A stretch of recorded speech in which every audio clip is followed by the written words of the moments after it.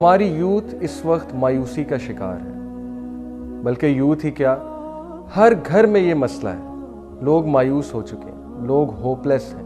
کس چیز سے ہوپلیس ہیں؟ اپنے آپ سے ہوپلیس ہیں، اپنے حالات سے ہوپلیس ہیں، ان امپلائمنٹ کی وجہ سے ہوپلیس ہیں، رزق کی تنگی کی وجہ سے ہوپلیس ہیں، مشکلات کی وجہ سے ہوپلیس ہیں۔ تو یہ بیماری جس کا نام مایوسی ہے، یہ ہمارے معاشرے کا ایک بہت بڑا حصہ بنتی جا رہی ہے۔ بہت سے لوگ آپ کو ملیں گے جو اپنی پریشانی کو ظاہر کریں گے، اور ان کے لہجے سے صاف ظاہر ہو رہا ہوگا کہ they have given up، وہ مایوس ہو چکے ہیں۔ آپ کے بارے میں اللہ سبحانہ وتعالیٰ نے کہا، اعوذ باللہ من الشیطان الرجیم، بسم اللہ الرحمن الرحیم، کنتم خیر امۃ اخرجت للناس تأمرون بالمعروف وتنہون عن المنکر، بے شک تم بہترین امت ہو، میں نے تمہیں انسانوں میں سے بہترین امت بنایا، بہترین جنریشن بنایا، because you enjoin what is good and you forbid what is wrong۔ کبھی بھی ہمت نہ ہاریے، زندگی میں جتنا بڑا لاس ہو جائے، یاد رکھیے سب سے بڑا لاس ہے the loss of Allah from your life۔ جس بندے نے اللہ کو کھو دیا اس نے سب کچھ کھو دیا۔ جس بندے کی زندگی میں اللہ ہے اس کی زندگی میں سب کچھ ہے، تو مایوس ہونے کی کیا ضرورت ہے؟ اللہ کے وعدے ہم کیوں بھول جاتے ہیں؟ اللہ نے کہا کہ دنیا میں نے تمہیں اس لیے بھیجا تاکہ تم لوگوں کا امتحان لیا جائے، اور تم لوگ کو طرح طرح سے آزمایا جائے گا۔ کیا اللہ نے یہ نہیں کہا لا یکلف اللہ نفسا الا وسعہا، کہ میں نہیں آزماتا کسی کو اس کی سکت سے زیادہ؟ تو پھر کس بات کی ٹینشن ہے ہمیں؟ ہم کیوں مایوس ہو جاتے ہیں؟ کیا ہم اللہ کے وعدے بھول گئے؟ کیا رزق اللہ کا وعدہ نہیں ہے؟ کیا عزت اور ایک خوبصورت زندگی اللہ کا وعدہ نہیں ہے؟ بالکل ہے۔ اللہ نے کہا کہ جو کوئی بھی میرے وحی کے مطابق زندگی گزارے گا اس کی زندگی تنگ دست نہیں ہو سکتی۔ ہاں مشکلات آئیں گی، لیکن مشکلات سے مقابلہ کرنے کی ایسی طاقت میں اسے دوں گا کہ وہ مشکلات سے کبھی نہیں گھبرائے گا اور مشکلات کو ہنس کر پار کر لے گا۔ ہم کیوں مایوس ہو جاتے ہیں؟ ہم کیوں بھول جاتے ہیں کہ اللہ رب العالمین الودود ہے؟ وہ ہے جو انسانوں سے انکنڈیشنل محبت کرتا ہے، بغیر کسی کنڈیشن کے۔ انسان چاہے جتنا مرضی گناہگار ہو جائے، اللہ رب العالمین اس کا انتظار کرتے ہیں، اللہ رب العالمین اس کی راہ تکتے ہیں۔ حلیۃ الاولیاء میں یہ واقعہ صحیح سند کے ساتھ موجود ہے۔ کہتے ہیں کہ بنی اسرائیل میں ایک نبی تھے، اور اس قوم میں ایک بہت ہی بدبخت شخص تھا۔ وہ شخص اتنا بدبخت تھا کہ اس نے کوئی گناہ نہیں چھوڑا تھا، یتیموں کا مال کھایا کرتا تھا، زنا اس نے کیا، شراب پیا کرتا تھا، قتل و غارت کیا کرتا تھا، ڈکیتی کیا کرتا تھا۔ لوگ اس سے اتنا تنگ تھے کہ لوگ اس سے جان چھڑانا چاہتے تھے۔ انہوں نے اس دور کے نبی کو کہا کہ اس شخص کو دور کہیں پھینک آتے ہیں زنجیروں کے ساتھ باندھ کے۔ اس نبی نے ان کی بات کو ایکسیپٹ کیا۔ ان سب نے اس شخص کو پکڑا، زنجیروں میں جکڑا اور دور کہیں جا کر پھینک آئے۔ کچھ عرصے بعد اس نبی پر اللہ تعالیٰ کی وحی آتی ہے۔ اللہ تعالیٰ اسے کہتے ہیں کہ اے میرے نبی، میرا ایک ولی فوت ہو گیا اور تم نے اسے غسل بھی نہیں دیا۔ نبی کے پیروں تلے زمین نکل جاتی ہے کہ مجھ سے پتہ نہیں کتنا بڑا گناہ ہو گیا، مجھ سے کوئی کوتاہی ہو گئی کہ میں اللہ کے ولی کو غسل نہیں دے پایا۔ نبی نے کہا اللہ تعالیٰ مجھے بتائیں وہ شخص کہاں ہے، میں ابھی جاتا ہوں۔ اللہ تعالیٰ نے کہا وہ شخص فلانی جگہ ہے۔ نبی اپنی قوم کو لے کر اس جگہ پہنچے تو ہکا بکا رہ گئے یہ دیکھ کر کہ یہ تو وہی بدبخت شخص ہے جسے ہم نے زنجیروں میں جکڑ کر یہاں پر پھینکا تھا اور اس کی اب موت ہو گئی، تو اللہ تعالیٰ اس کو اپنا ولی کیوں کہہ رہے ہیں؟ نبی نے اللہ تعالیٰ سے سوال کیا کہ اے میرے رب، یہ شخص ولی ہے؟ اس شخص سے تو ہر انسان تنگ تھا۔ اللہ تعالیٰ نے کہا کہ ہاں میرے نبی، یہ شخص ولی ہے، کیونکہ اس نے مرنے سے پہلے ایک ایسی دعا کی کہ اگر اس دعا کے بدلے یہ پوری انسانیت کو بھی بخشوانا چاہتا تو میں بخش دیتا۔ وہ دعا کیا تھی؟ اس شخص نے مرنے سے پہلے کہا کہ اے میرے رب، اگر مجھے سزا دینے سے تیری عزت بڑھتی ہے تو مجھے سزا دے دے، اور اگر مجھے معاف کرنے سے تیری عزت نہیں گھٹتی تو مجھے معاف کر دے۔ اللہ تعالیٰ کہتے ہیں اے میرے نبی، یہ دعا اگر اس دعا کے بدلے یہ پوری انسانیت کو بھی بخشوانا چاہتا تو میں پوری انسانیت کو بخش دیتا۔ ہم کس بات سے مایوس ہوتے ہیں؟ اللہ تعالیٰ اتنے رحمان ہیں، اتنے رحیم ہیں، اللہ تعالیٰ کے ہاں امید ہی امید ہے۔ زندگی میں ایک چیز چلی گئی تو دوسری نعمت ہمارا انتظار کر رہی ہے۔ ہم کیوں اپنے آپ کو پنش کرتے ہیں؟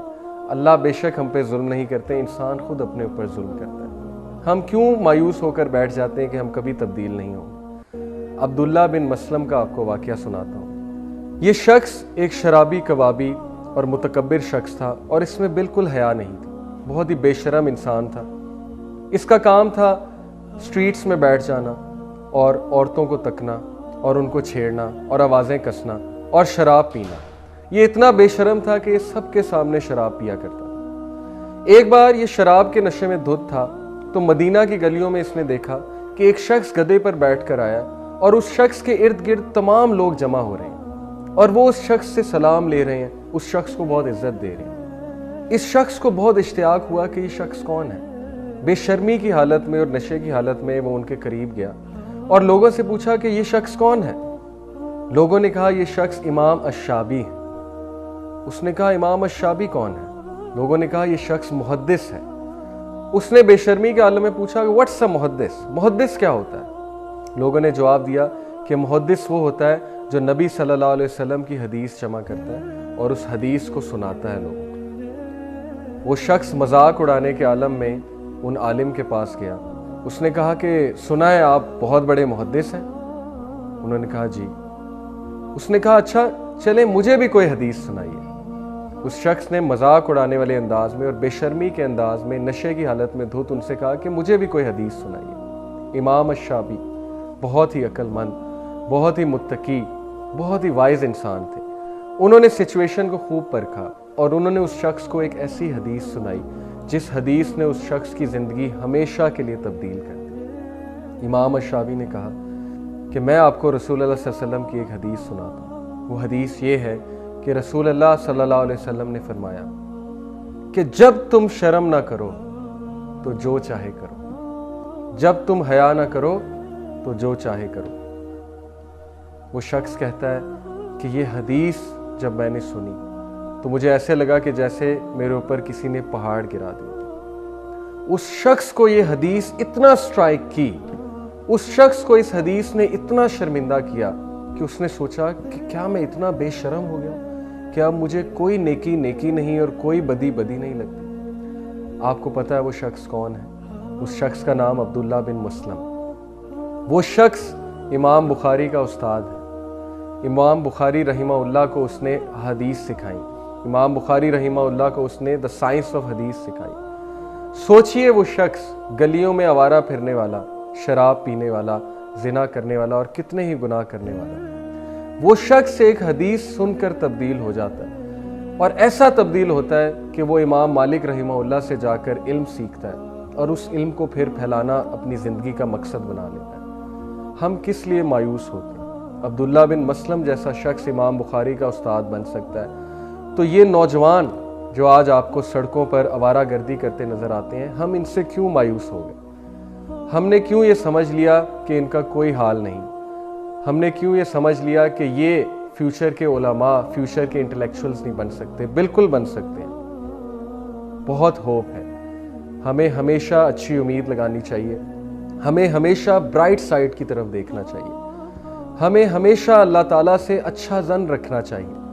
حدیث شریف میں آتا ہے اللہ تعالیٰ کہتے ہیں کہ میں اپنے بندے کے ساتھ اس طرح ہوں جس طرح سے وہ میرے بارے میں گمان کرتا ہے۔ اگر ہم اللہ سے یہی گمان کرتے ہیں کہ اللہ تعالیٰ نے نعوذ باللہ مجھے چھوڑ دیا اور اللہ تعالیٰ نے نعوذ باللہ مجھے ذلیل کر دیا اور اللہ تعالیٰ نے مجھے وہ چیز نہیں دی جو چیز میں چاہتا تھا، تو پھر اللہ تعالیٰ ہمارے ساتھ اسی طرح ہی پیش آئیں گے۔ لیکن اگر ہم اللہ کے بارے میں یہ گمان کرتے ہیں کہ میرا رب بہت الحکیم ہے، بہت زیادہ حکمت والا ہے، بہت زیادہ مرسیفل ہے، بہت زیادہ رحمان ہے، تو پھر اللہ تعالیٰ ہمارے ساتھ اسی طرح پیش آئیں گے۔ تو ناظرین، مایوس مت ہوئیے، مایوسی کا مقابلہ کیجئے، مایوس لوگوں کو ہوپ دلوائیے، اور کبھی بھی اللہ تعالیٰ کی ذات سے مایوس مت ہوئیے، اللہ تعالیٰ کے بارے میں کبھی نیگیٹو مت سوچیے۔ یہی زندگی کا فلسفہ ہے، یہی زندگی میں کامیابی ہے۔ اللہ تعالیٰ ہمیں اس فلسفے کے مطابق زندگی گزارنے کی توفیق عطا فرمائے۔ سبحانک اللہم و بحمدک، اشہد ان لا الہ الا انت، استغفرک و اتوب الیک۔ والسلام علیکم ورحمۃ اللہ وبرکاتہ۔